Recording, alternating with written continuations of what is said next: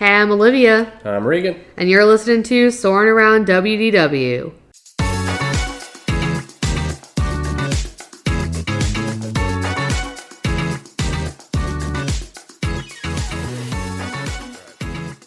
Okay, so this week we are bringing you an episode about Disney news and also going to recap Regan's recent trip. He just got back from Walt Disney World doing a challenge points run with EveryRide and his friend Cody. And so we're going to kick it off with recapping some of the news here in the last week or so. So Regan, why don't you go ahead and start us off? What do you got for news this week? Yeah, I want to preface by saying, by the time this comes out, because this will come out on October 9th, it'll have been just over a week since I've done the challenge. So I've done the challenge as of recording this, but we will talk about it. So first piece of news, cast member saved a guest's life, or a kid's life, on the 21st of September on Guardians Cosmic Rewind. So everybody knows from us talking about this last week that they were playing September all day. It was like a big deal. There's a lot of people going on Guardians that day. And apparently there's a kid that had a pre-existing heart condition that the parents didn't know about on that ride. He passed out on the ride, I guess. And to my limited understanding of medical things, he had some kind of like heart issue. And a cast member was able to perform CPR on him, which actually like kind of saved his life. So that the paramedics could come and, take him, and then parents found out that he had that pre-existing condition. Yeah, before. so this is crazy. Like, as a nurse, thinking about this person, cast member, who, the mom calls over. So basically what I read was like, they were riding the ride. The mom noticed that the kid passed out on the ride, and by the time they got to the end, she wasn't able to like wake him up. And so they called, she called for help. They unloaded the ride. The cast member started CPR and performed CPR for like close to 12 minutes or something like that until the paramedics arrived. And if you work in healthcare, that is a long time to perform CPR. So I don't know if he had somebody switching off doing compressions with he or she. I actually don't know if it was a male or female cast member, but yeah, so that is crazy. And this is definitely one of my biggest fears on rides as a person, but also as a parent, like just not knowing if you have one of these pre-existing conditions, because I do remember back in the day on Rock and Roller Coaster, a little boy actually died because his parents weren't aware that he had this pre-existing condition. And similarly, like, he lost consciousness during the ride. They got to the end, and unfortunately, like, they weren't able to bring him back. So it is really scary, but it was really sweet. Like, the mom posted on Facebook until she found the cast member's like name, I guess. And so, she's like saying thank you to them for obviously saving her child's life, which is crazy. And of course it happened on that day where they were playing the song over and over all day. That is kind of like weird timing. Right. Yeah. Since we talked about that before, but yeah, so that was a crazy piece of news for sure. Yeah, that was wild. Kudos to that cast member. I'm sure you're getting lots of praise, and that's well deserved. So, second piece of news, this is a rumor. I just want to preface by saying that, but apparently sources have heard from credible sources that there's going to be a phased closure of Dinoland that'll begin in November. Before we knew it was going to be in the fall, to some extent. That's what Disney had told us officially, but apparently it's going to start in November. My assumption with this is that the phased closure, the first phase of that closure, is going to be just Triceratops Spin, and it will not include Dinosaur. I think that if it was happening in November, they would have announced that Dinosaur was going to be closing. Right. It would give a little bit more notice. But also, they could be closing just Dinoland in general, like that area where Primeval World used to be. Maybe closing up more, putting up more construction walls. So maybe Triceratops Spin will survive that first phase of the closure. I doubt it, because it's not a high-capacity ride. There's not a whole lot of, like, excuse to keep it open, I guess, which is kind of sad for us from a challenge perspective, because I like getting the ride number higher, and obviously that's a really quick one that boosts that number. Easy one. So, yeah, exactly. Yeah, and then I also, speaking of closures, heard about the Lightning McQueen ride, by the time that this comes out, on October 7th, the Lightning McQueen ride, or not ride, show at Hollywood Studios will be closed. So, which is crazy. It's kind of a fast turnaround. Like, they just announced this, beginning of September, that they were going to be closing it, replacing it with the Villain show, which we spoke about. But it's already going to be done. So they're going to go ahead and start turning it over to become Villains. And remind me, did that have an ETA of like when that the Villain 2025? Okay. So they have a little bit of time to, I guess, like change the stage. Hopefully the seating, because I don't know if we talked about this already, but the Lightning McQueen show is just like hard metal bleachers. So hopefully they'll have like seats with backs, would be my hope. And I'm curious. I am curious how much renovation they're going to do in there. It's not a huge auditorium. Like, thinking about like Beauty and the Beast, like that show, or like Indiana Jones, those are huge, like huge capacity. So right. I don't know exactly what the capacity is, but it's not very big. So I am curious how that's going to work out. But yeah, that will be closed, which is not, a challenge impacting thing because it's a show, not a ride, but it is something that's closing here shortly. So wanted to mention that. Yeah, no, that makes sense. Absolutely. Another piece of news, this really doesn't mean much to me, but Harry Styles' Pleasing brand, which I guess this pop-up shop. I guess this is what he's been doing since he stopped touring, because this is the first time I've heard his name in quite some time, because he had like a really, really long tour, and I guess he's now doing something with this, I guess his own brand, I would imagine. I'm assuming it's a clothing brand. I literally didn't look into this at all because I just didn't care. But like, a pop-up shop at Disney Springs. So for those of you, it was very random, because then I had to go back and think, like, has Harry Styles had any kind of like previous Disney affiliation? And I don't think so. I don't think he Correct did, us if we're wrong. But it's not like he's been the voice of a Disney character or been in any big Disney film, or like, obviously One Direction wasn't a Disney group. So I just thought that was so random that he was collabing. But curious to see what comes out of it. Curious to see how it does. But yeah, I thought that was interesting as well. Yeah. Another piece. This is a little bit of a big deal. I mean, it's a bigger deal on the headlines than I think it is when you actually do some digging. But like probably right after we filmed our last episode with our dad, I texted Olivia saying that they were doing a Lightning Lane single pass price increase. Yes. And then I didn't really read the article, but apparently it was not significant. It was like a dollar or so per. And then yeah, but what I want to know is why. Why are they doing that? They're so greedy. Like, you already just changed the whole system. Why do you need to increase it? Especially, it's like, okay, $1. Like, no, it's not that much of a big deal, but like, why? That really like frustrates me. My assumption is because people are buying them, and so they're going to keep. They know they can. Yeah, it's the same reason why they keep raising ticket prices. Like, it's not affecting really the attendance capacity of the and parks. The numbers. Yeah, they're just gaining money from it. And also, it's my understanding that the parks were the biggest revenue generator for Disney in like the last whatever financial term, fiscal quarter or whatever. Right, they're like in the hole with the movies, so they're trying to make it up in the parks. Is that right?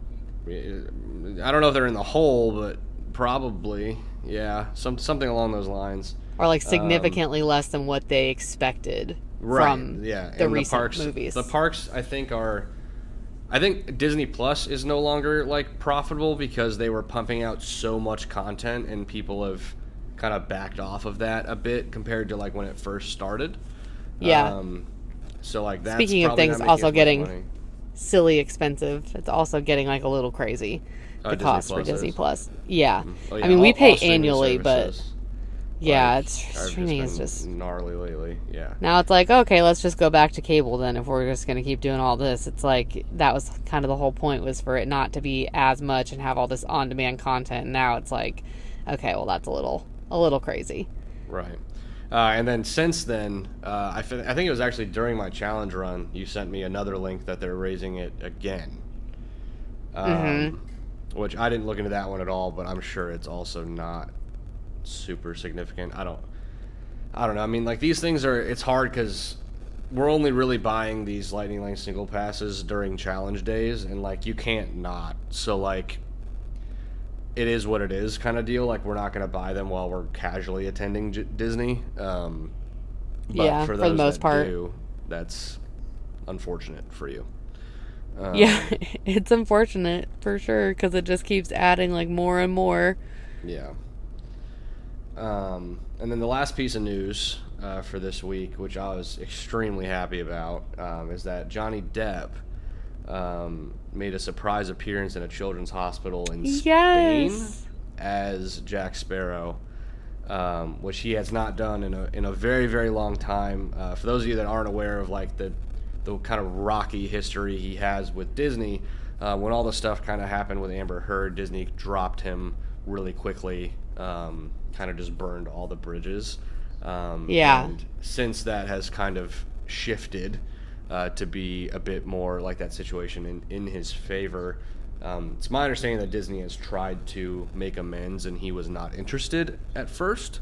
But him dressing up as Jack Sparrow and kind of being like allowed to do that more or less kind of means to me that maybe there's some discussions going on about him returning as that character, which would be very, very exciting. I know that the recent Pirates movies have not been amazing. They've been far from it. But they had talked about rebooting the series, I think with Margot Robbie, and like there just wasn't a lot of interest. Like she's not bad, but like it's not Jack Sparrow. It's not the same. Yeah, for sure. It's not the same. And so now they're going to, I mean, I'm hoping that this means that they're going to potentially move forward with another film with him at the helm. But we'll see. There's obviously been nothing has come from that day of him dressing up as Jack Sparrow yet. But we're hoping for some good news soon. Yeah, I thought that was so random that it was in Spain, but then I guess he had like some movie premiere there, and so... Yeah, he was doing something else there already. Yeah. So, Interesting. Very interesting. Okay, cool. And then that was really all the news that I can think of. Anything else that you had for this week? No, that was it. That's all that I had for this week. Okay, cool. So we're going to kind of jump right into the main topic, which is Regan's trip recap. So he can tell you a little bit, about the day and what went on. But basically he decided kind of last minute, like a month before, maybe a couple weeks before, that... I think it was about 2.5 weeks. About 3 weeks before. 2 to 3 weeks before. That he was going to do this points run with his friend Cody because he ended up going down he's moving in the process for work. So moving from Raleigh, came home to Florida for a little bit before moving to his next assignment in Maryland. And so he was like, I'm in the area. Why not try to go ahead and get a points run in? So he did it, in a very short day. So all things considered in the challenge world, the shortest time that anybody has ever completed is 14 and a half hours. Is that right? Yeah, which is what we had. And so, yeah, they had 14 and a half hours, starting off 7:30 a.m. at Animal Kingdom and ending at 10 p.m. So I guess just fill everybody in kind of where you stayed, what happened, like from the very beginning. Sure, yeah. So I guess the first piece now is always, so I wanted to do this. There was deluxe hours at Epcot that night, but I wanted to do it just cheaper than normal. I wanted to do a points run because I didn't want to like spend a ton of money, but I still wanted to like do a run because it's fun. And I had met Cody in May when I did my run by myself, and he was running that same day. We ended up on a lot of rides together. He's super cool guy. So I just reached out to him and was like, if I'm gonna get the hotel the night before, are you interested in doing the run? He lives close by, so he said sure. And so we started planning, strategizing, and we kind of came up with this idea to just do kind of an unorthodox run, knowing that we probably weren't going to finish for the day, and that we were just going to kind of see like what is viable. And really your first time running officially with the new system, because you just kind of did like a little Magic Kingdom teaser when you were there in August. Yeah, so this gave me a chance to try out the new system. see how breakable it is, but also like see what problems can arise. And so the first problem that we had, so our plan was to, because Animal Kingdom opened early as per usual at 8 o'clock, where all the other parks opened at 9 o'clock, and so with early entry we were able to get into Animal Kingdom at 7:30. Similar situation to my run in May, but except for instead of finishing out all of Animal Kingdom, my plan was to have a reservation for Epcot, so that at 7 a.m. I could get a virtual queue for Guardians, which more often than not these days I'm able to get a really, really low group. So I was able to get boarding group 1, and then you switch your reservation. Yeah, so you have to do reservations because you're an annual pass holder. So like typically, Right. If you're just going these days, like with a regular ticket, you do not need reservations anymore. But for some reason, they still have kept reservations for annual pass holders, which is odd to me. Yeah, well, there's still some, there's like, they call them good to go days, but you don't really know if they're going to be good to go days with enough, like, notice. So Yeah. you still have to make the reservation anyway.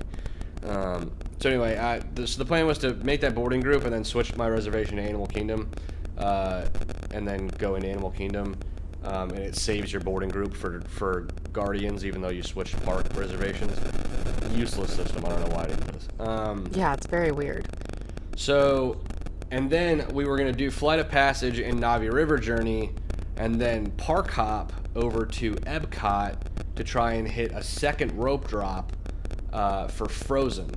And so we were starting all of our pre-booked lightning lanes at Epcot, not at Animal Kingdom. And that's, so I just wanted to preface by saying all of that to say that the week we were able to get lightning lanes 8 days in advance, because I was staying at a resort on Sunday night, so I could get it 7 days before Sunday, or 7 days before that Sunday when my resort stay began. And I was able to pre-book like 2 whatever rides, Nemo and Mission Space, I think, for like early in the day. But Remy's Ratatouille Adventure was all the way out to 1:30 p.m. 8 days out from, That's so from crazy. the run. No other parks, like not even Slinky, was that far out at that point. Yeah. So for whatever reason, Remy is just, I mean, it's Still it's really like, popular. It's like the problem child of Epcot, or of a challenge run in general. I mean, I think like a big piece of that is that while Guardians is the newest and the coolest and the best ride, Remy is for all ages. Like even littles. Like Blake, my daughter, is not tall enough technically for anything that has a height requirement. So it's like Frozen, yeah, is cool, but like Remy's is newer. So I feel like that's just what like anybody, any age, even like really old, people who aren't coasters are gonna flock to, because even Soarin has a height requirement. Test track's closed, so I just feel like it's really like made it difficult for lightning lanes with Remy. Yeah, and so I spent the better part of those 8 days checking constantly to see if there was anything earlier available. Sometimes stuff pops up, sometimes people cancel stuff. It's really unlikely prior to the day of for anything to become available, and that's exactly what happened. Despite me checking every day, all day, every day, not like constantly refreshing, but checking constantly. Nothing popped up. I was able to back it up, I think, to like 12:05 p.m. Though that was still too late. Our plan was to try to be done with Epcot by 11 o'clock or 11:30, I think, and so that would be 8:30 to 11:30 at Epcot. And so the plan worked to a degree. We were able to get there and do a second rope drop. The problem was that they rope drop early at Epcot for the rides that are in the World Showcase. Right. So Olivia and I experienced that with Remy's. We were on and off Remy's before the Technically park before even it opened. Mm-hmm. And for all I know, that could have been possible with Frozen as well, if we had like properly rope dropped it. But by the time we got there, I mean, the line was all the way outside the ride, like, and then to the right of the World Showcase a bit, like, so like almost outside of where you meet Anna and Elsa was where we started in line. And so we got there at like 8:25, like into the line. So we thought that we were right. So back up. So you went to Flight of Passage, and what time did you get off Flight of Passage? I don't know what time we got off. I know what time. So we were on Flight of Passage at 7:46, which is another thing that, like, if they had if they walked you up to Flight of Passage so that you got onto the ride at 7:30, it would make a huge better. Difference. A huge difference. At least a 10-15 minute difference, because. So where did you rope drop from? Like literally the front of the park? No, you rope drop from the bridge that leads into Pandora. Okay. So it's still quite a hike to the ride, then through the huge long queue. Because they take you, like, not only, like, up the long queue, they go, like, back toward the exit of Pandora, like, where you go out to Africa, and, like, wrap everyone around. Oh, okay. Like, it takes you, like, I mean, we probably didn't get up to the ride till 7:40. And you got to Animal Kingdom's parking lot at 6:30 in the morning. We got outside. We were outside the gate at Animal Kingdom at 6 o'clock. Okay, but you couldn't get into the parking lot till 6:30. They didn't open the parking lot till 6:30. Yeah. Okay, so that's crazy. We weren't the first people in line either at security, despite being the first people to park, because they let the buses in earlier than that. Okay. But, like, to not have your car, it also doesn't super matter for Animal Kingdom, because as long as you're in the first 192 people, you're going to be in the first ride of Flight of Passage. Right, because that's the capacity per run. Mm-hmm. Of the ride. Per, like, theater. Yep. So we were on Flight of Passage at 7:46, and then we were on Navi River Journey at 8:01. I mean, we basically walked right on to Navi River Journey. Maybe waited like 2 or 3 minutes. And just as a preface as well, the person that he was with was no running. So they were not running, they were not jogging, they were just like speed walking, if that. Is that right? Yeah, I mean, we were speed walking for sure. We had really, really good pace in the morning. But like, it was just the goal was to run as little as possible. Yeah. And so, kind of similar, I guess, to like what Olivia and I started with when we did our run in December. Like, we were gonna try to not run because it's like technically against the rules, but like it saves a lot of time. The rules of Disney. But we got off of Navi River Journey, booked it to our car, and we were on. So we were in line for Frozen at 8:25. We didn't get on the ride till 9:07. Wow. So that was like a huge, like, I thought that we were basically going to walk right on that. So if we had gotten on that at like 8:35, we would have been in a much better position. Yeah. You just got backed up. Yeah, because what ended up happening, well, actually, while I was standing in line for Frozen, I was able to get a Remy's that backed up to 10 a.m., which was great. Huge find. Really, like, I was literally refreshing all morning, so that was a huge win. And then we had a Spaceship Earth that I had switched one of the other rides to, and a Mission Space. And so the plan was to go on Frozen and then go on Guardians, because 3 Cabs wasn't going to be open. But instead we went on 3 Cabs right after Frozen because it was already open at 9 o'clock. So we got on Frozen at 9:07, got on 3 Cabs at 9:17.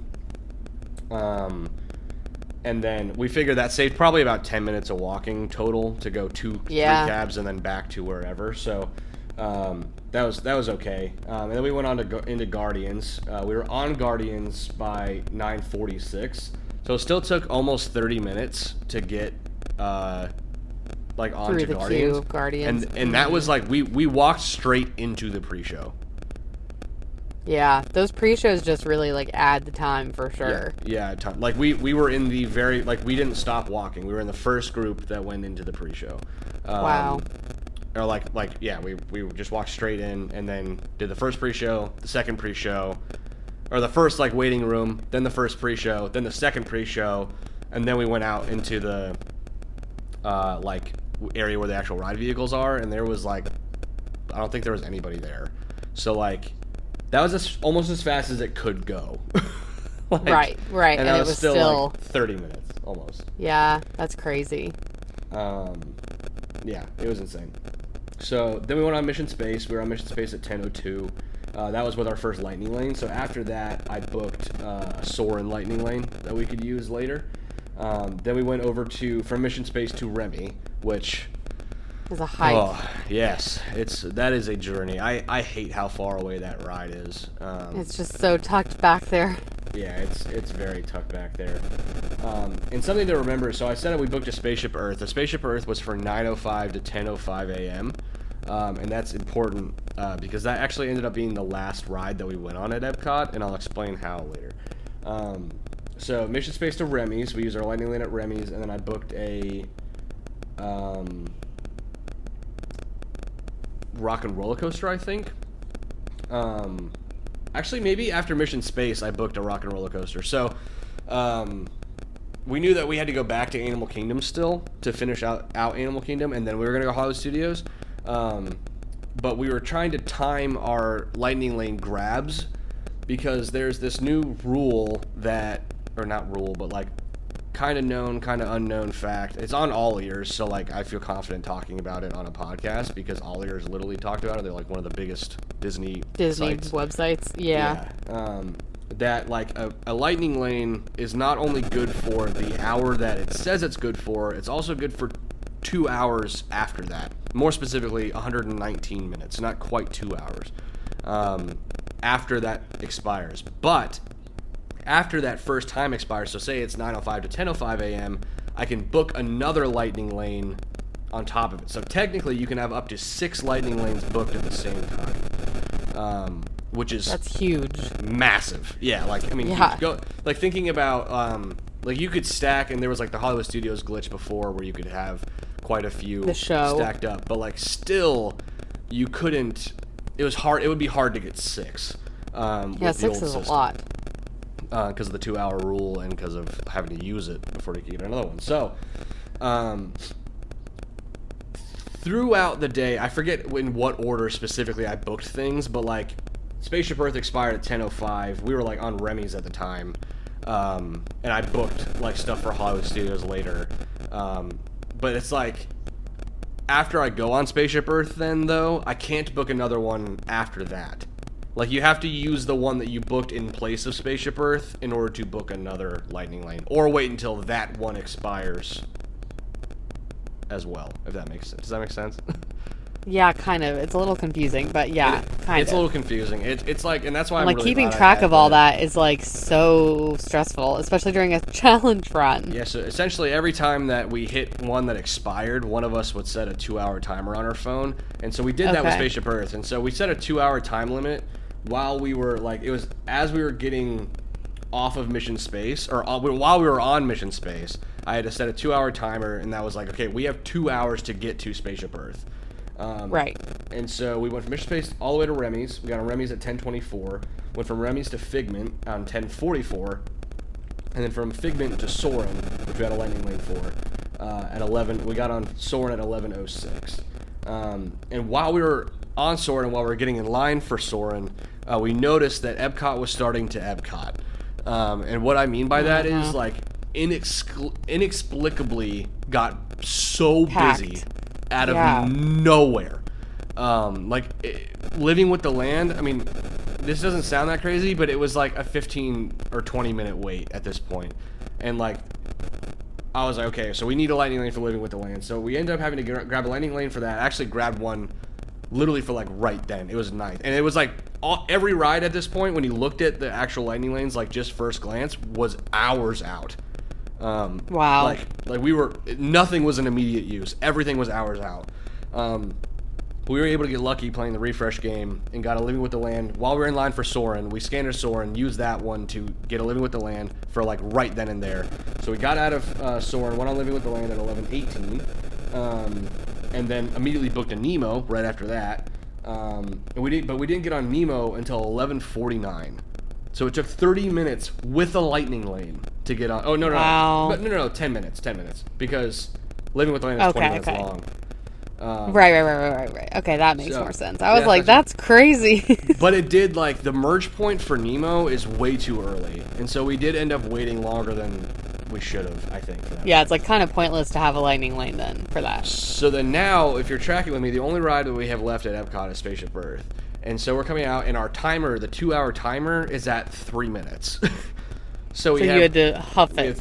We had 3 minutes to get from Nemo to Spaceship Earth, so we ran.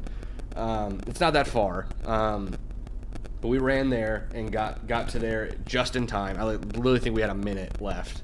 Wow, that's crazy. And then we were on Spaceship Earth at 12:05. So when you think about it, like, our goal was to be out of that park by 11:30, and had we been able to get on Frozen at 9:35 instead of 9:07 like we had originally planned, we would have been leaving. We would have been, like, our last ride would have been at 11:35, or probably even before, because that huge crowd that hit would have hit later for us. As you were leaving. Yeah. Yeah. And, like, that is where I am so glad that we did not change the plan to do all of Animal Kingdom and then go to Epcot. If we had done that, we would have been out. You would have been screwed. Yeah. Early. That's the thing, is, like, you really have to do Epcot early or deluxe hours for the challenge, because otherwise you're just going to get stuck in crazy lines. But I've heard that the deluxe hours now is also getting to be quite packed, and you don't have lightning lanes during those 2 hours. So, like, you still need to get, I think, to Epcot long before those deluxe hours begin, because you're not walking on any rides at the deluxe hours. Not any rides, but none of the big ones.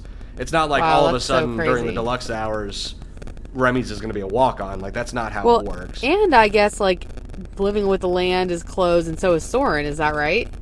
No, just Living with the Land and Figment. Oh, okay. So, then it, like, eliminates the 2 walk-on rides that you usually have anyway. You have to get there early to do those, and then everything else can be a long wait. Right. Could be. And you can't do anything about it. Just like when you're at a party, you don't have lightning lanes, so you can't. Yeah, but usually at a party, you're flying through, for the most part. I mean, it didn't at Magic Kingdom...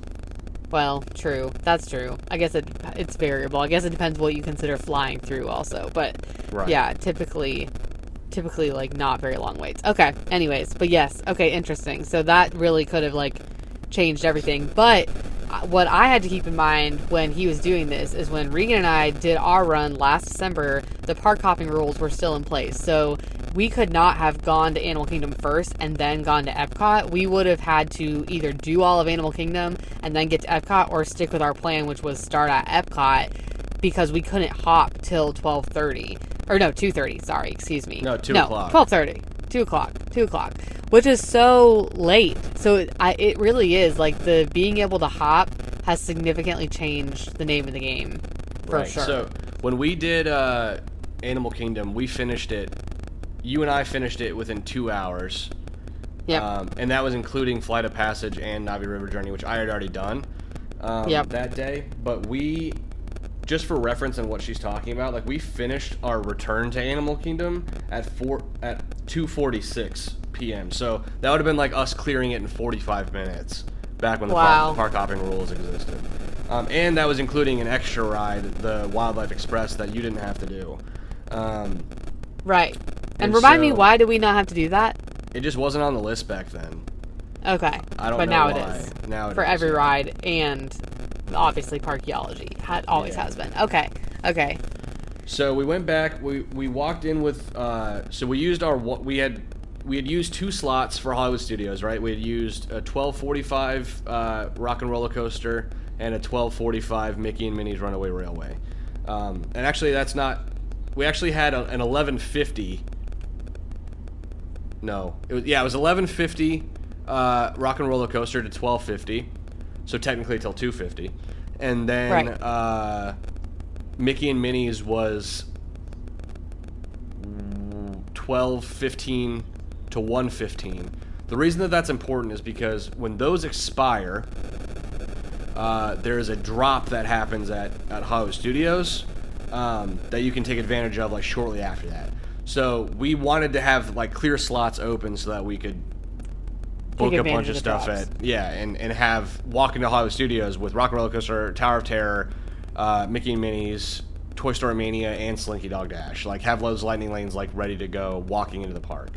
But we, like, walking in Animal Kingdom, we had a Cali River Rapids lightning lane because those were pretty far out because it's summer. So we booked those pretty early, or we booked that at Epcot. I think while we were leaving Epcot, and it was about an hour out. And then I backed it up like a little bit maybe. But then we got to Cali River Rapids at 1:08 p.m. So left. It's essentially like an hour since our last ride from Spaceship Earth. Spaceship Earth, we did stop several times on Spaceship Earth, which was annoying. So it probably took about 20 minutes versus the 10 minutes it was supposed to. But then we got over to Cali River Rapids. The reason why that is not ideal to start at Cali is because Cali is like in the middle of the park. Yeah, so you're going to have to go like halfway around and then back around. Right. So you have to go to Cali and then back to the left to go to the safari.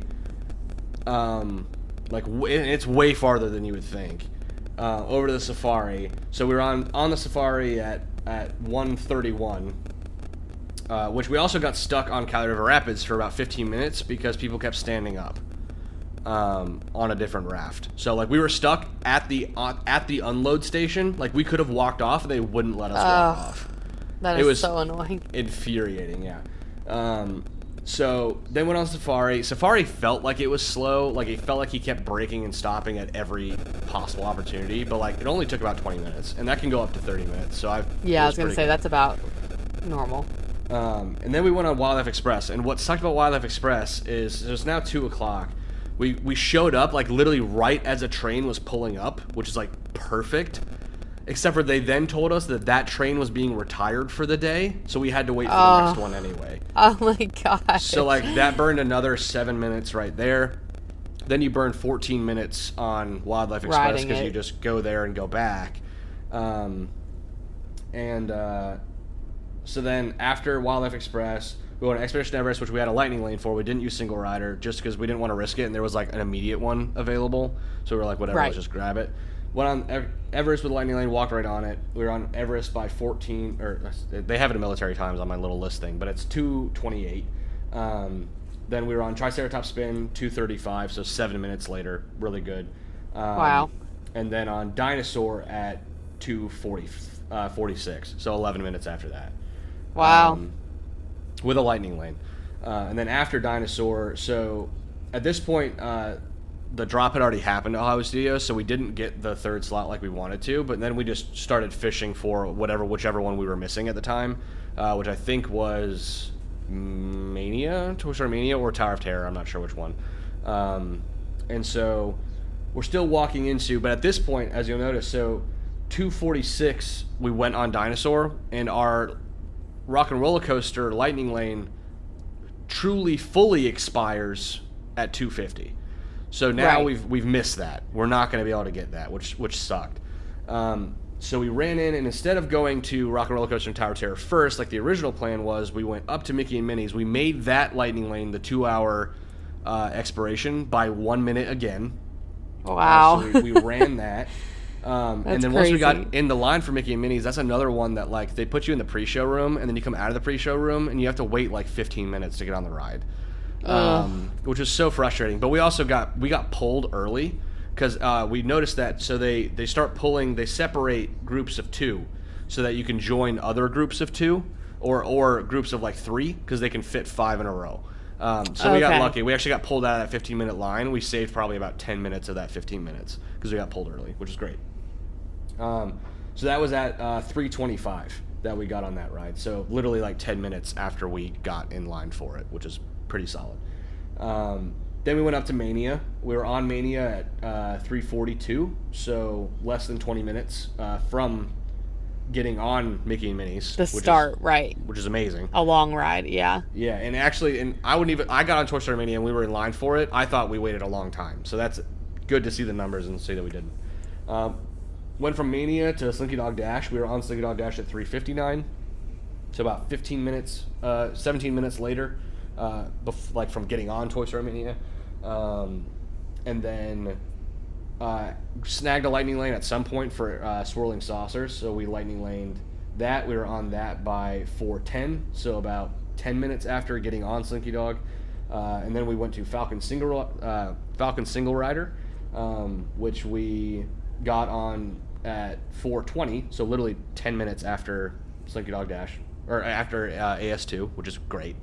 Yeah. Then we walked out of Falcon, and we were going to Rise, and Rise was shut down. So this is where the biggest hiccup happened. So the thing that we're racing against right now is that the train at Magic Kingdom closed at 6 o'clock. And as I said, we're now at 4:20, and we still have Star Tours, we still have rides, we still have Tower Terror, we still have Rock and Roller Coaster. Like, those are 4 like pretty big rides, time consuming rides. Yeah. And Rise was down, so we had to skip past Rise to go to Star Tours, walk right onto Star Tours, no problem. But when we were in Star Tours, and this actually might have been the difference later on, but while we were in Star Tours, they were training a new cast member, and one of the seat belts on one of the seats didn't work after everyone had sat down, so they made everyone get up and leave the theater.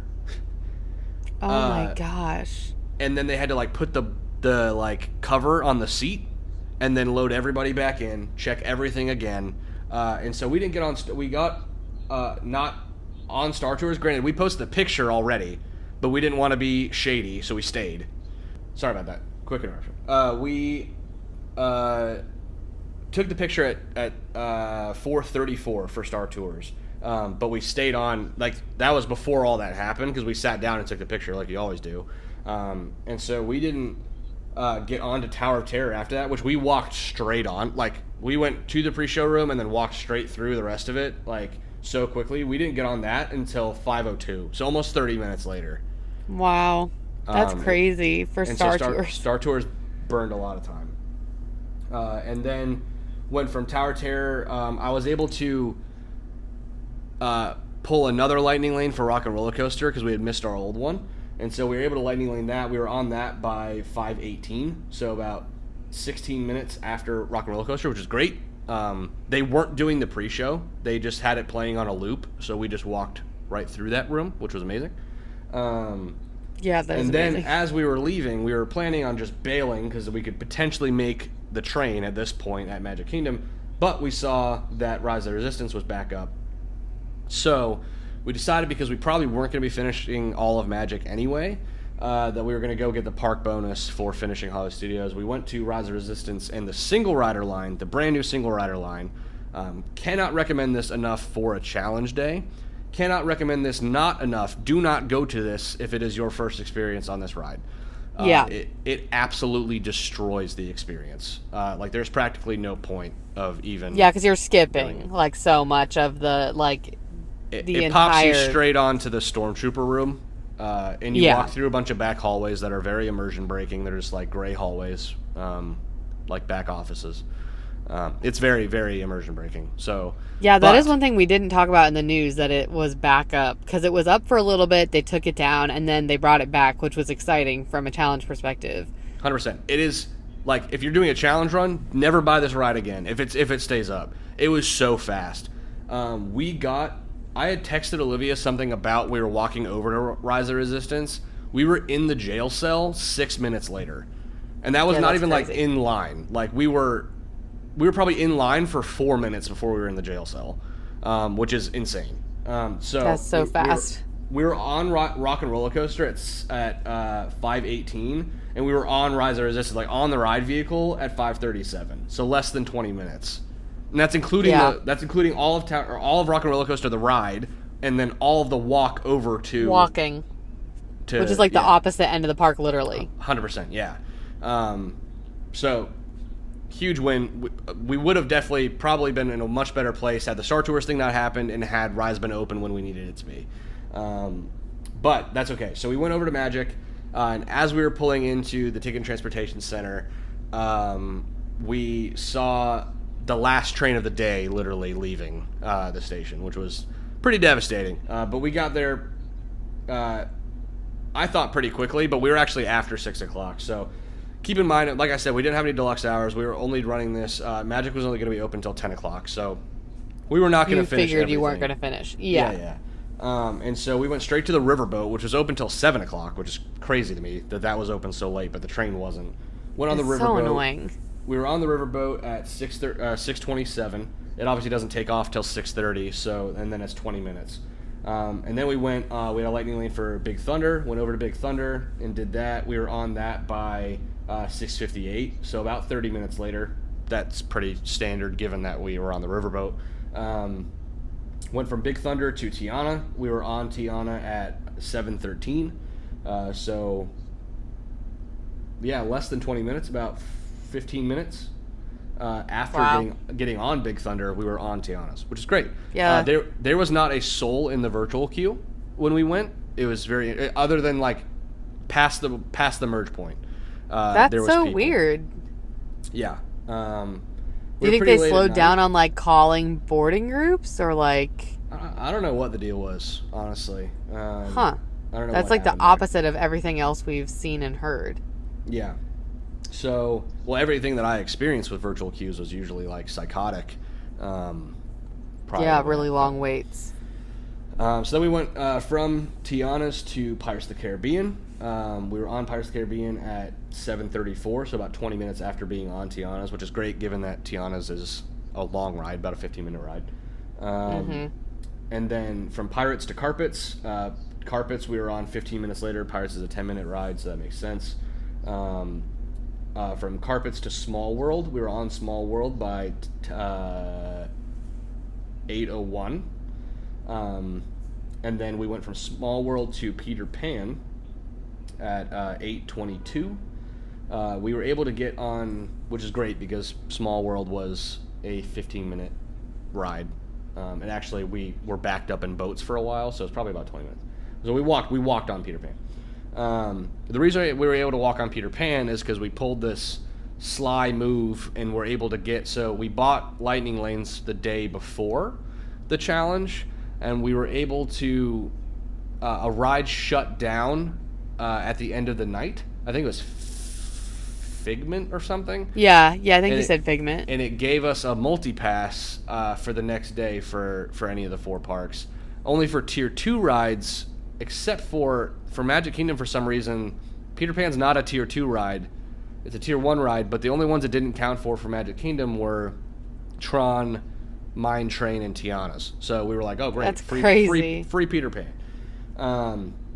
So got on Peter Pan with that lightning lane. Then we had Seven Dwarfs lightning lane single pass that we used. And that was great. We were on that. So on Peter Pan at 8:22, we were on Seven Dwarfs at 8:32. So less than 10 that is minutes. one like lightning lane, like that is so fast compared to the standby queue. It's just so much shorter. Yeah, and then we were on Winnie the Pooh right after that because the fireworks were going on now. So we walked right onto Winnie the Pooh and standby at 8:39, and then we went on to the Teacups at 8:44. Then we went to Carousel of Progress from there because that was going to close at 9 o'clock, and it was worth a lot of points. So we went to Carousel of Progress at 8:52, and that's a 20-minute ride. And then we got on Space Mountain. It says no lightning lane on this list, but we definitely used a lightning lane for that, so that's interesting. And that was at 9:25. Okay. So now we're about 30 minutes from park close coming out of Space Mountain. Space. Yeah. And so then we went to Tron, which we had another lightning lane single pass for, which is great. It brings you right to the lockers. It saved us so much time. So we got on Space at 9:25, got on Tron at 9:49. The only reason that took so long is because the room after the lockers was moving like unbelievably slow. But usually we would have probably just walked straight onto that. Plus, you have to include like the walk out of space. We got stuck behind people. Like, there's a lot of factors. And that is another like far, long walk. Right. To Tron. To Tron, yeah. And then we went from Tron to get in line at Astro Orbiter, which is where we ended the night. We were on Astro Orbiter at 10:07. So Astro Orbiter, at the end of the night, we were literally the only people on it besides like maybe 2 others. It still took about 15, almost 20 minutes total. Just because of how annoying that ride boarding system is.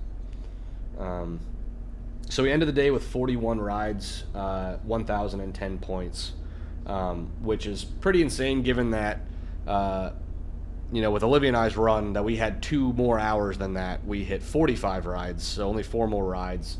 And actually, we could have hit that number, but we chose to do some of the longer running rides instead, like Riverboat get and more Carousel points. Progress, to get more points.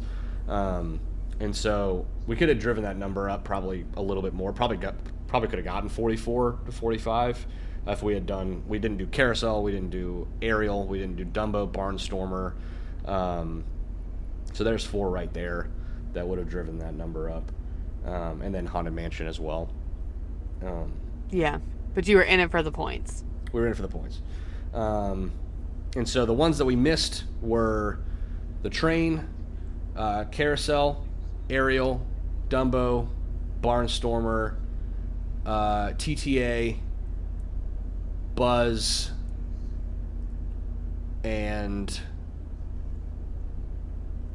Haunted Mansion. There's one more because we technically Main Street Vehicles. We could have hit 50 technically that day. There were 50 operating rides. I think I don't think I'm missing anything else off the top of my head, but because with Jungle Cruise closed and Test Track closed, it takes the 52 to 50. Yeah, because it would be 53 if you included Tom Sawyer's Rafts, which this challenge does not. So. Right. It's optional. Mm-hmm. Or no, you don't even get. Do you not even get points for it for EveryRide? It's just Main Street Vehicles. You can get points. Is that right? Yeah, Main Street Vehicles you can get points. Tom Sawyer's Rafts is just Parkeology. Okay. Mm-hmm. Okay, yeah. So overall, I mean, considering 2 hours short, a pretty good run. Yeah. So what did you learn before you did this run to after you did this run for when we run in December? I mean, the biggest thing is definitely the 2 hour extension rule. Just essentially having like 3 lightning lanes at 9 o'clock in the morning. That way, if they expire, like you can go on other stuff while it's dead in the morning and save those lightning lanes, essentially. Mm-hmm. Yeah. And then just book new stuff at 10 o'clock when they expire and then go on those rides. Like it just opens up the path a bit more to what I would say it used to be. But we're going to crush it in December. The hours have officially come out for December 9th, which is when we're doing our run.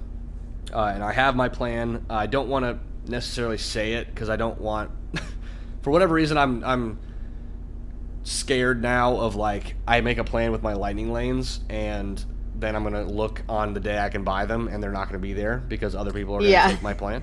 Well, and Disney just keeps changing like single rider rules, what has virtual queue, what doesn't. Like that still is 2 months away, so we're really like crossing our fingers that not a ton changes as far as like rules and what is available and different stuff, but it is going to be a coin toss if the stuff in Dino Land is closed. Obviously we don't think the riverboat will be closed, but that is always a possibility.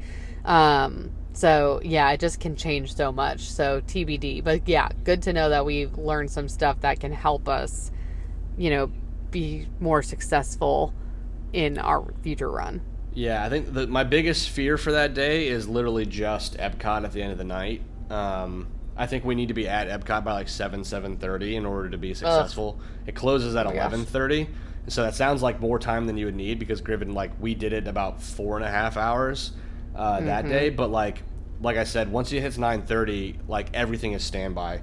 So my goal is to try and walk into Epcot with a solid, either like 1 or 2 solid lightning lanes, like Frozen and Remy's, or Frozen and Soarin', or Soarin' and Remy's, like to get those done prior to the park closure. That way, one of those long standby rides can just be our last ride of the night.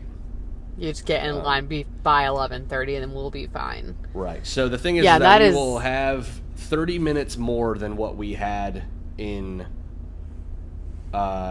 December last year. But we actually have longer because of the park 2 hopping. hours more because of the park hopping rules. Yeah. So we technically have 2 hours more than we did because we would have been done with Epcot about 12 o'clock, 12:15. Right. And so that 30 minutes plus those 30 minutes. And so we're still going to have to do a double hop starting at Animal Kingdom again because that is still opening early. The only way that would change is if Magic also opens early, we would just start there instead. If they change the hours, which they have not yet. So that would affect our Lightning Lane single pass typically? strategy. They have before. When I did the run in May, originally Animal Kingdom was opening at 9, and then they changed it to 8. So interesting. Yeah, it's just something you have to keep an eye on as the approach, especially because they just extended a bunch of hours for October, which is really annoying because I was literally just there and had to whatever. Pay. Like, yeah, now Magic Kingdom's open till 11 constantly. I'm like, cool, like. Right. Instead of 10. So like that's the thing is, it's nice to know that the reason we didn't complete is once again because we didn't get there in time for the early closers. It had nothing to do with like park after hours, kind of like. So even if we had an extra hour or two, we still missed the train. So right. It is what it is. And that's what the difference is, because we're planning on doing Animal Kingdom, Magic Kingdom, Animal Kingdom, Hollywood, Epcot. Yeah. So we won't have to worry about the early closers screwing us. We'll do the early closers probably last at that park. That way we can do all the stuff that has waits, like as fast as possible, and then just end on the slower stuff. Yeah. And then, we'll go from there. But yeah, super excited about December. If anything, this run made me more excited for December because now I understand the system like a lot better than I did before, and so I feel like we're going to be able to crank through it. And we'll hopefully be in good enough shape to be running most of the time. We'll see. Yeah. That's the goal, is to run as much as we possibly can. I think that the amount of time we could save in Magic Kingdom by running is substantial. And so even if we get to the end of the night and we can't quite run, as long as we're ahead, it won't matter. Right. So.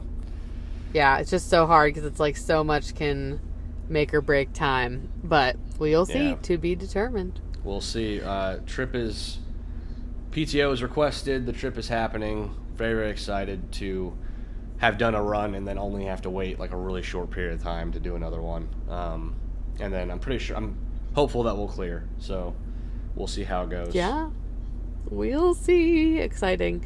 Okay, cool. So, thinking about an old versus new for this week, and I'm just going to pick something. I know we've kind of been doing, instead of old versus new, which I guess it kind of still is, but Disneyland versus Disney World stuff. So, I guess what is your take on Disneyland versus Disney World Space Mountain?